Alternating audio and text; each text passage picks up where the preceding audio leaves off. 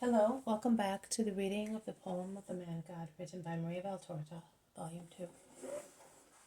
Chapter 237. The Magdalene is accompanied by Mary among the disciples. 30th July 1945. I think we are going to have a storm today, Master. Can you see those leaden clouds advancing from behind the Herman? And look how the lake is ruffling. And you can feel the gusts of the north wind alternating with wide, warm sirocco blasts. Whirlwinds, a sure sign of a storm. And how long, Simon?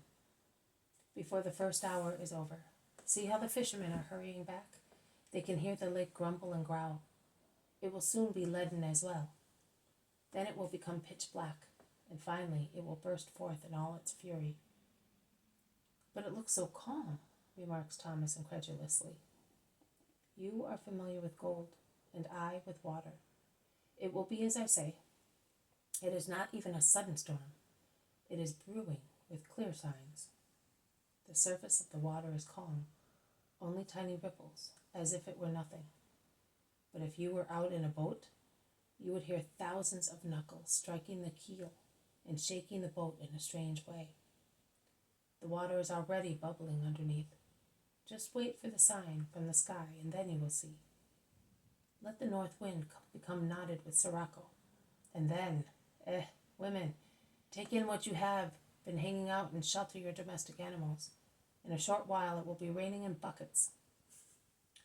In fact, the sky is becoming more and more greenish, with slate veins caused by the continuous flowing of clouds that seem to be erupted by great Herman.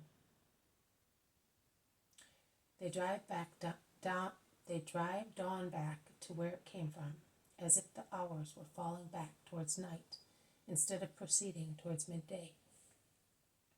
Only a sunbeam persists in shining through the barrier of dark clouds, tinging the top of a hill southwest of Capernaum with an unreal yellow-green hue.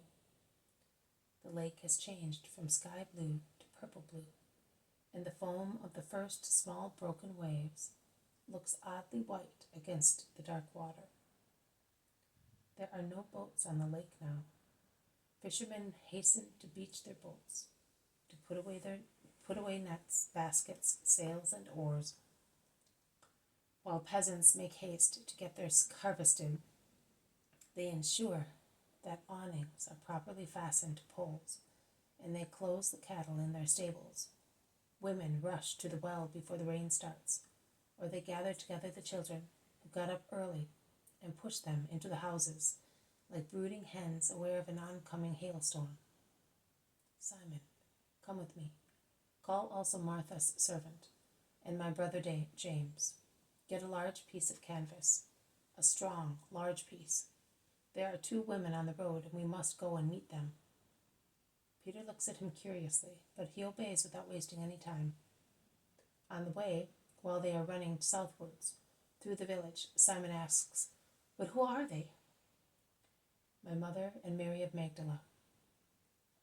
The shock is such that Peter stops for a moment, as if he were nailed to the ground, and he exclaims, "Your mother and Mary of Magdala together?" He then resumes running, as neither Jesus nor James nor the servant have stopped. But he repeats, "Your mother and Mary of Magdala together? Since when?" "Since she is Mary of Jesus." "Be quick, Simon. It is beginning to rain." Peter strives to keep up with his companions, who are taller and faster than he is. Clouds of dust now rise from the parched road, blown by a wind, which is becoming stronger and stronger every moment, ruffling the lake and raising breakers, which pound roaring on the shore. When it is possible to see the lake, it looks like a huge cauldron boiling furiously. Waves 3 or 4 feet high rise in all directions, clashing, merging, swelling, then parting in opposite directions, seeking other waves to plunge into a foaming duel of wave crests, of swelling masses of water, of roaring billows reaching the shore and lashing the houses closest to it. When houses conceal the view of the latter discloses its presence with a roar, exceeding the howl of the wind that bends trees, tearing off foliage and fruit.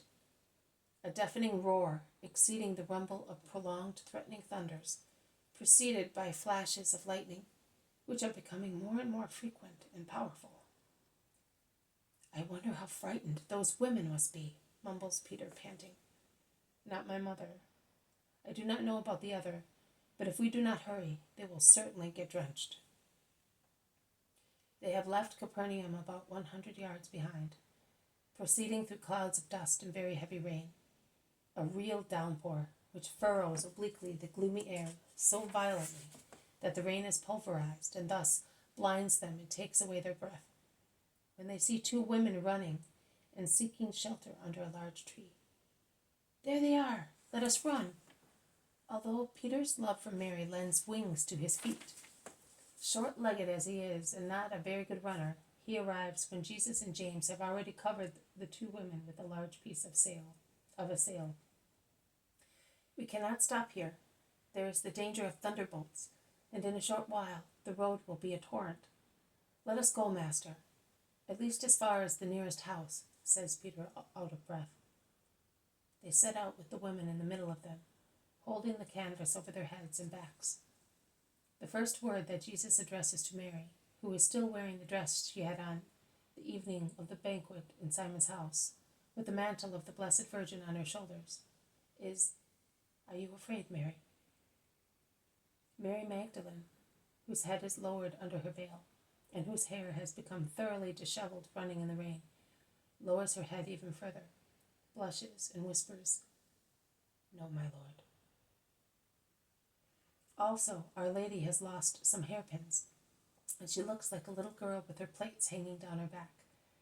She smiles at her son, who is beside her, and speaks to him through that smile. "You are soaking, Mary," says James of Alphaeus, touching Our Lady's veil and mantle. "It does not matter. We are not getting wet now. Is that right, Mary? He has rescued us also from the rain," says Mary kindly to the Magdalene, of whose painful embarrassment she is fully aware. Mary nods assent. "Your sister will be happy to see you. She is at Capernaum. She was looking for you," says Jesus. Mary looks up for a moment and stares at Jesus with her beautiful eyes, while Jesus speaks to her with the simplicity he uses with the other women disciples. But she does not say anything. She is stifled by too many emotions. Jesus concludes, "I am glad I kept her. I will let you go after I have blessed you." His last words are lost in the sharp crash of a nearby thunderbolt. The Magdalene is fear-struck for a moment. She covers her face with her hands, bends her head, bursting into tears. "Don't be afraid," says Peter, encouraging her. "It is over now." "You must never be afraid when you are with Jesus." Also James, who is beside the Magdalene, says to her, "Do not weep.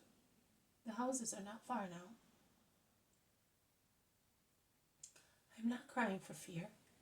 I am weeping because he said to me that he will bless me. I...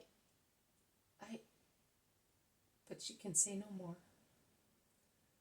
The Blessed Virgin intervenes in order to calm her, saying, "Mary, you have already overcome your storm. Think no more about it. Now everything is serene and peaceful. Is that right, my son?" "Yes, Mother. It is all very true. Before long the sun will be shining, and everything will look more beautiful, cleaner, and fresher than yesterday. It will be the same with you, Mary." And his Blessed Mother, pressing the Magdalene's hand, continues, "I shall repeat your words to Martha. I am glad that I can see her at once and tell her how her Mary is full of goodwill." Peter, paddling in the watery mud and bearing patiently with the deluge, comes out from under the canvas and runs towards a house to ask for shelter. "No, Simon," says Jesus. "We all prefer to go home. Is that right?" Everybody agrees, and Peter goes back under the piece of sail. Capernaum is like a desert. Wind, rain, thunder, and lightning prevail there, together with hailstones, which are now striking houses and terraces, sounding and bouncing. The lake is dreadfully impressive. The waves lash the houses near it, because the little beach has disappeared, and the boats fastened near the houses seem to have sunk so full they are of water, which breakers keep pouring into them, while the water already in them overflows. They run into the kitchen garden, which has become a huge puddle, with rubbish floating on the muddy water, and then enter the kitchen, where they are all gathered. Martha gives a scream when she sees her sister held by the hand by Mary.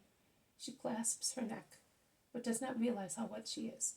She kisses her and calls her, "Mary, Mary, my darling."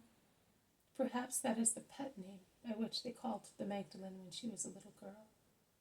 Mary is weeping, with her head resting on her sister's shoulder, and covers Martha's dark dress with her thick golden hair. The only shining thing in the dark kitchen, where a little fire of brushwood gives some light, while a little lamp hardly sheds any.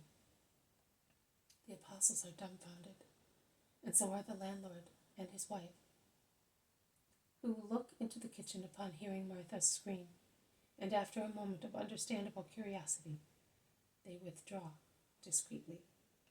When her effusions of love have somewhat calmed down, Martha notices Jesus and Mary, and realizes that it is strange that they should be all together. She thus asks her sister, "Our Lady and Jesus?" I could not say whom she asks more insistently, but how is it that you are all together? The storm, Martha, was approaching. I went with Simon, James, and your servant to meet the 2 pilgrims. Martha is so shocked that she does not consider the fact that Jesus was so certain in going to meet them, and does not ask, "But did you know?" The question, however, is asked by Thomas, who gets no reply, because Martha says to her sister, "But why were you with Mary?" The Magdalene lowers her head. Our Lady comes to her rescue, taking her by the hand and saying, "She came to me as a pilgrim goes to a place where she can be told which road to take to reach her destination. And she said to me, 'Teach me what I must do to belong to Jesus.' And since she is animated by thorough goodwill, she understood that wisdom at once. And I found that she was ready to be taken by the hand and led to you, my son, and to you, good Martha, and to you, brother disciples, and say to you, here is your disciple and your sister, who will give but supernatural joys to her Lord and to her brothers. I ask you to believe me and to love her as Jesus and I love her."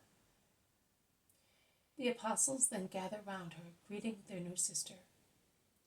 There is, of course, a certain amount of curiosity, but how could that be avoided?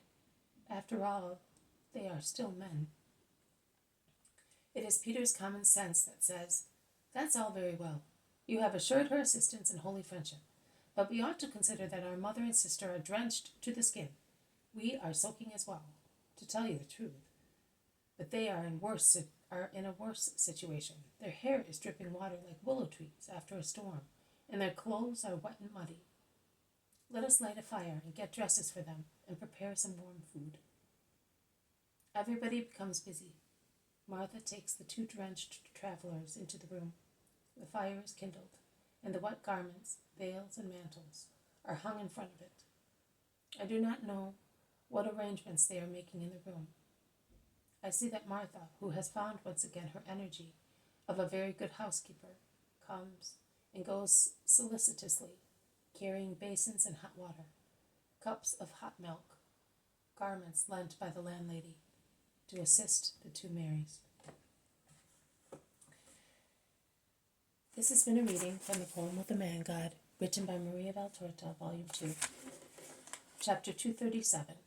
The Magdalene is accompanied by Mary among the disciples. Thank you for listening.